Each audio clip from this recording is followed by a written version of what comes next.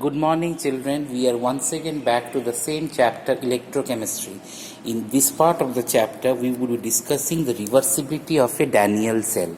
Now, when the external voltage is less than 1.10 volt, what happens? Electron actually flows from zinc to copper, but the current flows from copper to zinc in the opposite direction. As a result, zinc gets dissolved in the anode and copper gets deposited at the cathode.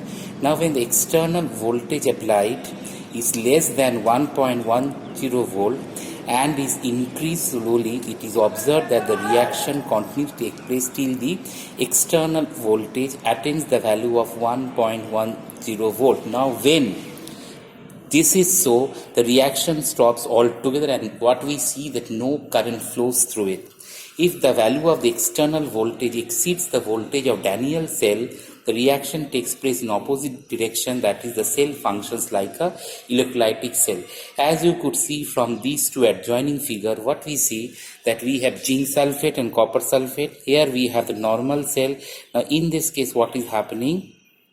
On application of the electric voltage, we can see that in the previous diagram, cathode, this is anode, and current flows and electron flow is there. But here actually, because of salt bridge, what is happening? The external circuit 1.15 volt, and if that is greater than 1.15 volt, then we see that current flows in the opposite direction. That is actually the reversibility of a Daniell cell. After that, we will be discussing about electrode potential. Now, what is electrode potential? It may be defined as the tendency of a metal when it is placed in contact with its ions or either lose or gain electron, and in turn becomes positively or negatively charged.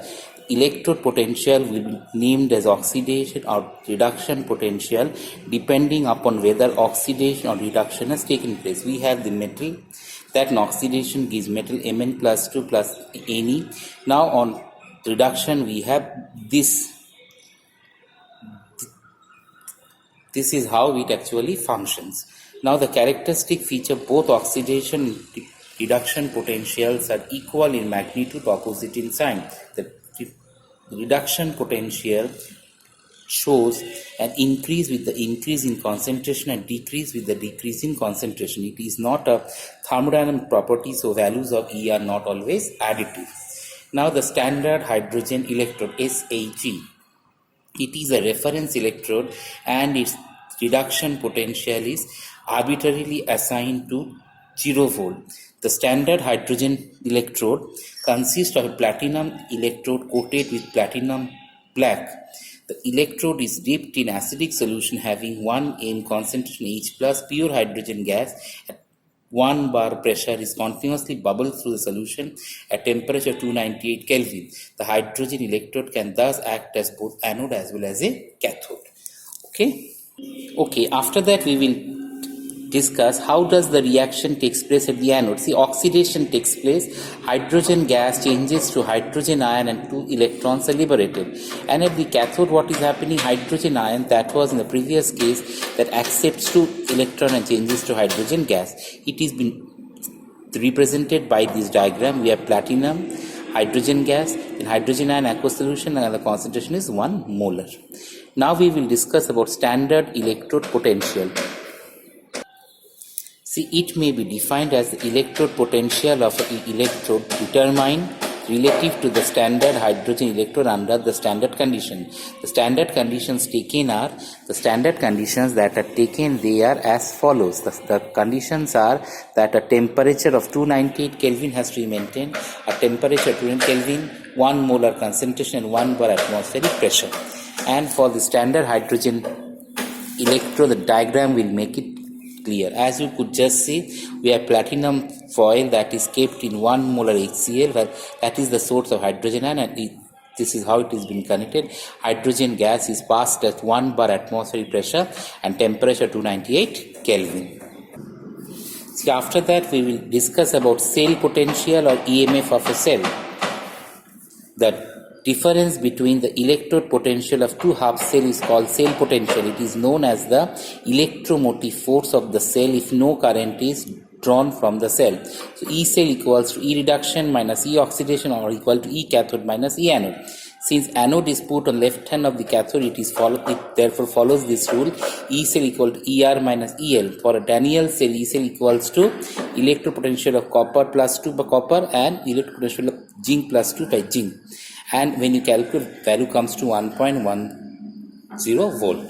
After that, we are going to discuss about Nernst equation.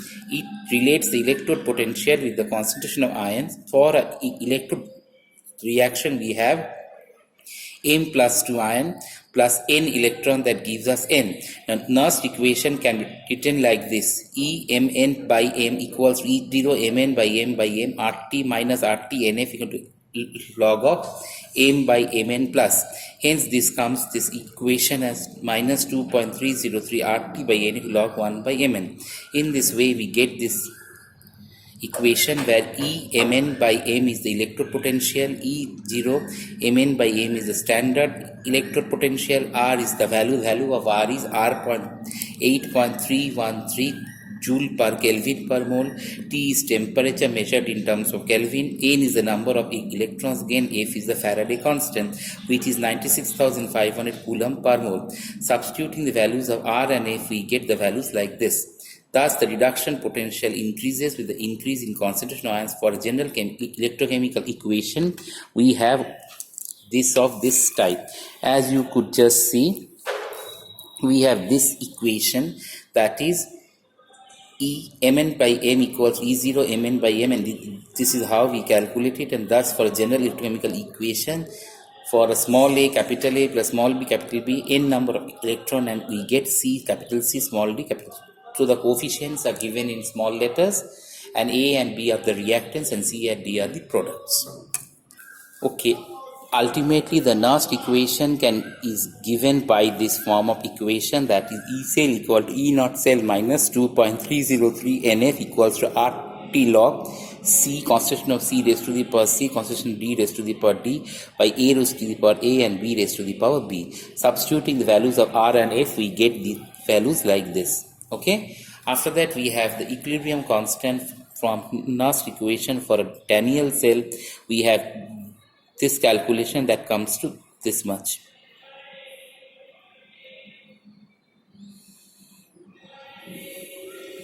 See, after